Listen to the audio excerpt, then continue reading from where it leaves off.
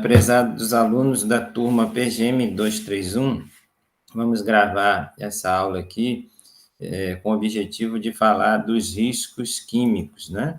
Vou compartilhar a tela com vocês, mas destacando que dos riscos químicos, a gente pergunta qual deles, né, seria o mais importante. E é isso que eu quero mostrar para vocês, comentar com vocês o porquê deles serem tão importantes. Então, falando inicialmente dos riscos químicos, né, eu selecionei essa imagem aí, uma analista em laboratório, e vocês veem detalhes que ela está com máscara, né, está com óculos de segurança, está com luvas, com jaleco e tem cabelo comprido, está com o cabelo preso ali, enfim, cuidados típicos, né, EPIs, equipamentos de proteção individual, mas a gente quer abordar os riscos químicos. Mas antes de falar dos riscos químicos, é importante clarear, deixar bem óbvio aí, né, sem dúvida nenhuma, o que seria o conceito de risco, né? E aí eu aprendi isso com um professor meu, ele me falou que me perguntou, eu selecionei aqui para vocês a imagem de um leão e de um leão faminto, né? Um leão com fome é um risco? O que a gente tende a responder de cara? Sim, né? Mas o que é o destaque importante aqui? Ó? Que o risco R aqui ó, é definido como sendo um perigo dividido por uma proteção. Né? Tem essa definição em cima aqui também. O risco pode ser definido como a probabilidade de um evento, um perigo, ameaça ou uma situação ocorrer associada a indesejáveis consequências. Né? Claro, um leão faminto teria consequência indesejada dele comer alguém, machucar alguém, morder alguém, enfim, ele é indiscutivelmente um perigo. Mas, no conceito de risco, com essa razão, com essa divisão do perigo dividido pela proteção, o que eu destaco nessa fórmula visual aqui? Que a proteção está no denominador da fração. Né? Então, quando se aumenta o denominador, o resultado, que é o risco, o conceito de risco, diminui.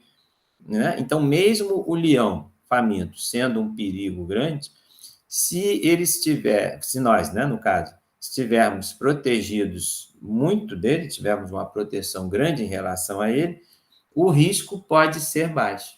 Né? Então, eu coloquei do lado aqui a ideia de uma jaula, o leão preso na jaula. O perigo segue existindo? Segue, ainda não deram comida a ele, ele continua faminto. Né? Olha o visual dele olhando para a gente, dá até medo, mas ele está dentro da jaula.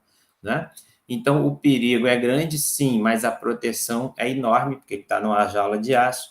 Então, resumindo, a proteção grande diminui ou praticamente zera o risco.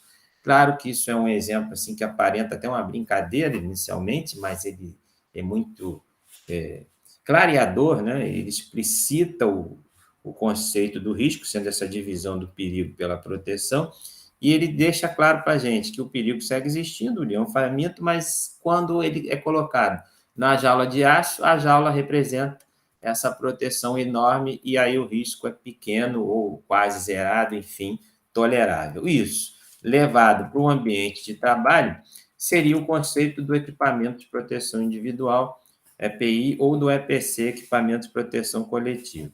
Mas ainda revisando os riscos, né, a gente quer comentar que tem esses 5, que foi a aula anterior, os riscos físicos, né, químicos, biológicos, ergonômicos, essa palavra esquisita aí que tem a ver com a posição, estou falando para vocês, me ajeitei na cadeira aqui, né, erros de postura, né, para o técnico que vocês serão aí em Petróleo Você na bancada às vezes tem vícios posturais, né? Isso seria o risco ergonômico. E importante aqui o risco mecânico, às vezes confundimos ele, né? Até pela palavra, o risco mecânico a gente confunde com o risco físico. O físico são questões ligadas à física, então o calor é um risco físico, né? Radiações é um risco físico, o som em exagero, o barulho é um risco físico. Você vai falar, tá bom, e a mecânica não faz parte da física? Didaticamente, sim, mas esse risco mecânico aqui, ele está associado a materiais, instrumentos usados na indústria. Né? Então, peças, instrumentos, materiais usados que possam causar acidentes, é o conceito de risco mecânico. O risco físico é a ideia do estudo da física mesmo e das coisas que têm a ver com a física. Por exemplo, a eletricidade é um risco físico enorme, né? Então, nessa imagem que selecionei aqui, ó, o operador aqui, o trabalhador mexendo nessa máquina, isso seria um risco mecânico, só para exemplificar no visual. A mulher aqui que aparenta com dor no pescoço, ela está escrevendo no computador, mas está toda torta, né? Enfim, tentando um alívio postural ali, isso seria um risco econômico. E aqui uma placa, essa é chamada placa de Petri, né? E você vê alguém aqui no laboratório com luva na mão, com a máscara, com uma proteção facial, com óculos, né? Ou seja, isso é algo do mundo biológico, então seria um risco biológico. A gente quer estudar os riscos químicos. Aqui ainda uma tabela dos 5 tipos que a gente comentou antes, né? O risco físico, ruído, vibração, radiação ionizante e não ionizante. O químico a gente conhece bastante, vamos falar especificamente dele à frente. O biológico, em geral, os micro-organismos, vírus, bactéria, protozoário, fungo, né? O ergonômico é tudo que tem a ver com postura, eu falei para vocês, esforço físico intenso, levantamento, transporte e manual de peso, né? A postura inadequada gera o risco ergonômico e o controle rígido de produtividade. E o acidente mecânico, arranjo físico inadequado, máquinas e equipamentos sem proteção, ferramenta inadequada, luz insuficiente, né? Iluminação inadequada. Estão aí os exemplos dos 5 tipos de risco, mas nós queremos falar do químico, e principalmente o risco associado aos solventes orgânicos. Ele vai ter um nome que a gente fala já à frente. Eu estou querendo, então, destacar, gente, que vocês tenham cuidado na sua vida profissional com solventes orgânicos, porque eles têm essas 2 características muito perigosas aqui, né? E, então, por exemplo, a gente vai trabalhar com ácido. Você põe luva, põe óculos, sabe que o ácido queima, se cai um pouquinho no seu dedo, você já sente queimar e lava as mãos.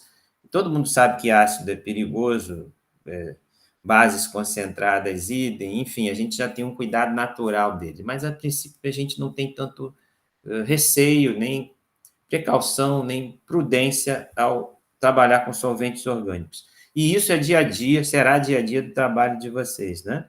Então, falando deles, dos solventes orgânicos, a gente está falando da classe de compostos químicos, líquidos, né, de variável, esses 2 conceitos importam.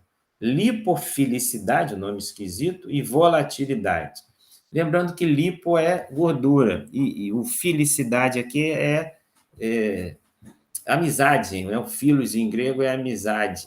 Então, lipofílico, ele é amigo da gordura, em outras palavras, é solúvel na gordura, né? Então, o destaque, os solventes orgânicos são solúveis em gordura. Você vai falar, e daí, professor? Qual o problema disso?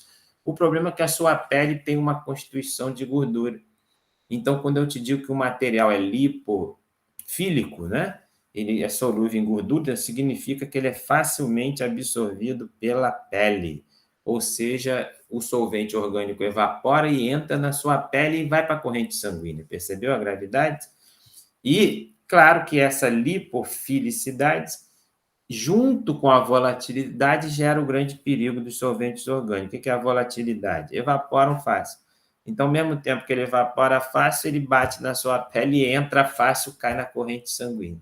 E claro que a gente não vê isso e nem sente, eis o perigo, né? Como comentei, os ácidos caem um pouquinho no seu dedo, você sente queimar e lava. O solvente orgânico vai parar na sua corrente sanguínea, você não percebe nunca, só quando estiver adoentado, né? Então, essas substâncias químicas são utilizadas perdão, no cotidiano, no laboratório, para dissolver, diluir ou dispersar materiais, aqui importante, ó, que são insolúveis em água. Por que eu marquei isso? Porque vocês são da turma do técnico em petróleo e gás. O petróleo e os derivados de petróleo são exatamente isso aqui, ó, né? Eles são insolúveis em água. Então, por exemplo, se você quiser fazer uma dosagem de sulfeto ou de H2S no petróleo ou na gasolina, Como é que você dosa enxofre? Você titula com hidróxido de sódio. Mas você não pode preparar uma solução de hidróxido de sódio para titular o enxofre em meio aquoso, né? Por quê? Porque o petróleo é insolúvel em água. Então, essa solução não pode ser aquosa. Ela vai ser feita o quê? Você vai dissolver o hidróxido de sódio exatamente aonde? Em solventes orgânicos, em um álcool, por exemplo, em uma mistura de álcool e tolueno, por exemplo, que tem esses dois perigos enormes, passam pela pele e são voláteis, evaporam, passam pela pele e caem na corrente sanguínea, ok? Esses solventes orgânicos, por exemplo, para preparar a solução de hidróxido de sódio, são utilizados amplamente, né?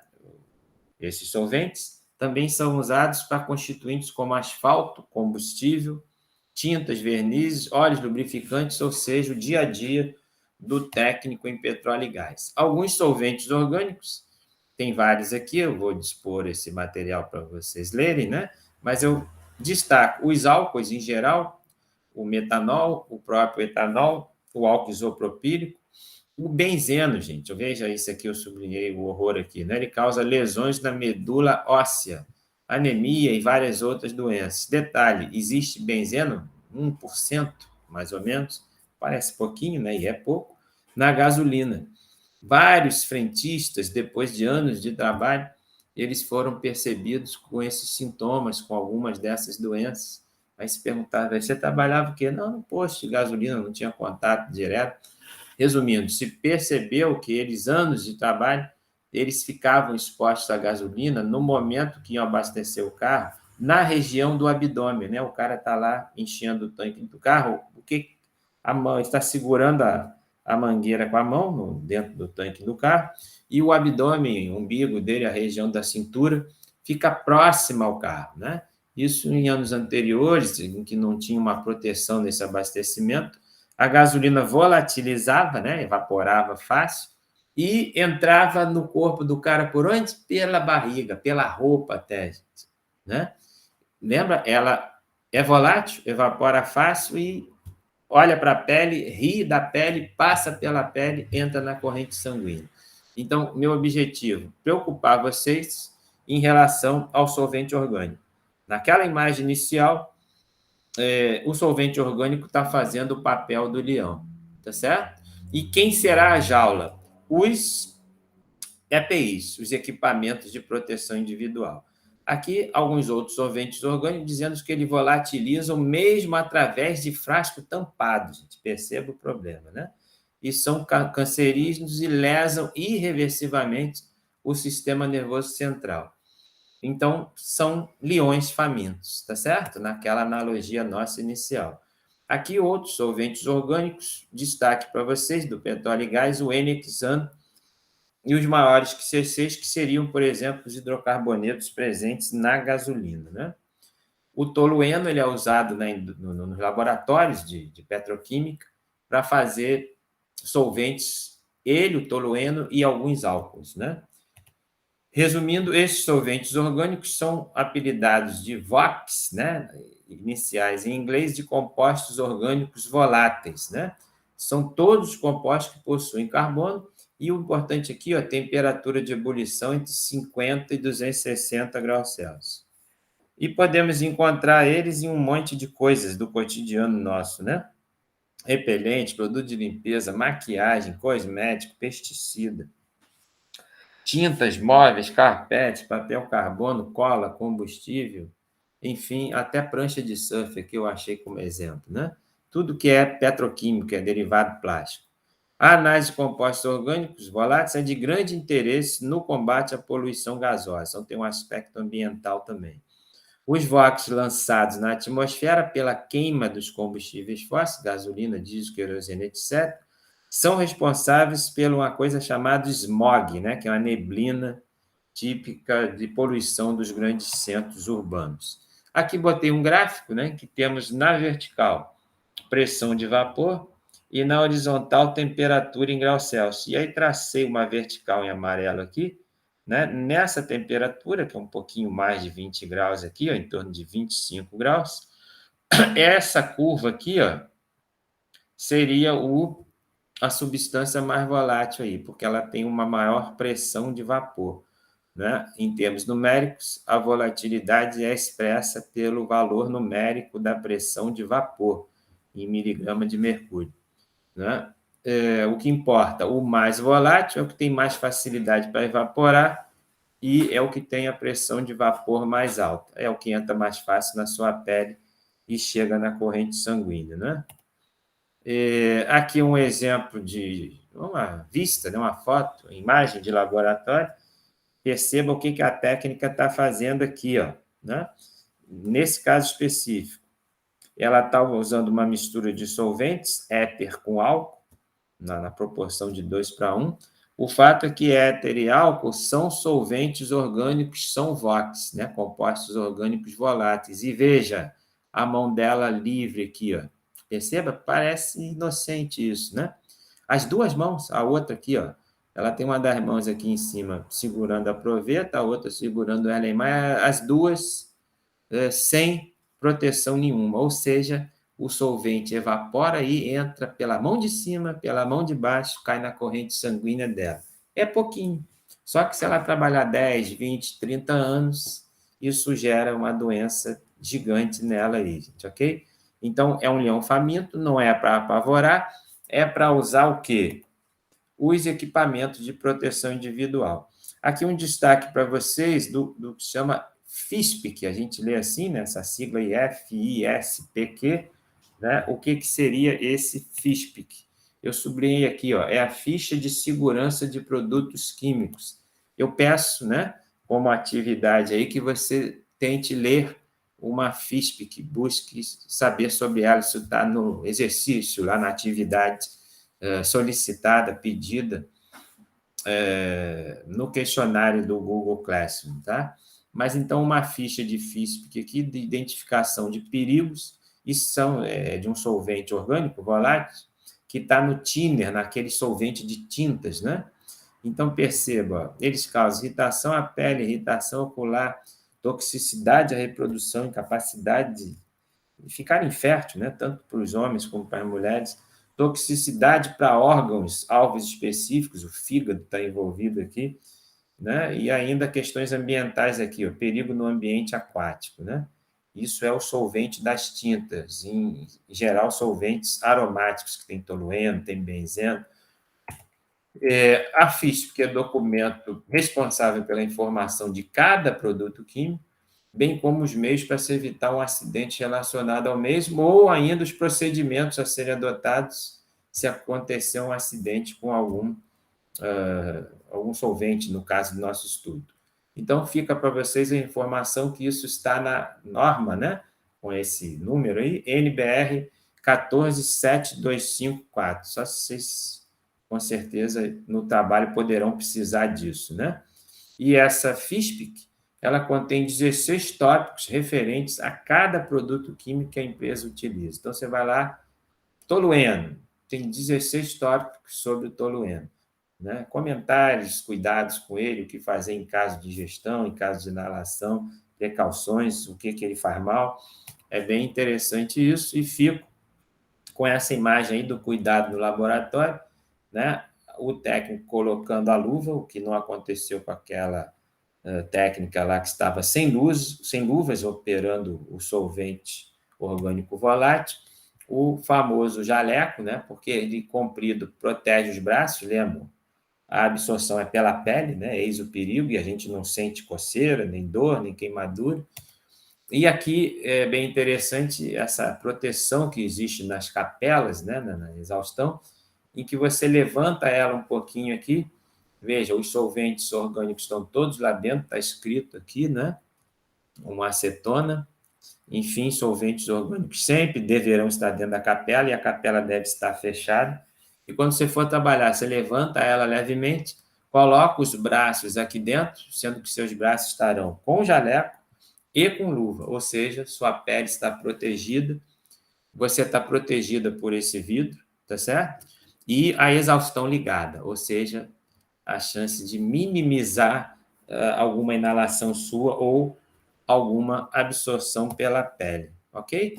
Termino com essa imagem aí, que é uma placa, né, de segurança, destacando a importância das luvas, né, do jaleco, das máscaras, do óculos. Aí os óculos, perceba que eu não falei do óculos, ele não é tão importante no caso dos solventes orgânicos. Mas é uma regra, né, do laboratório. E a máscara facial. Tá bom, gente? Espero ter sido útil. Como se proteger do leão com a jaula. A jaula nossa aí é o equipamento de proteção individual e o equipamento de proteção coletiva. Agradeço a vocês e peço para buscarem as atividades propostas, o questionário sobre essa aula, no Google Classroom, no Google Sala de Aula. Abraço, obrigado.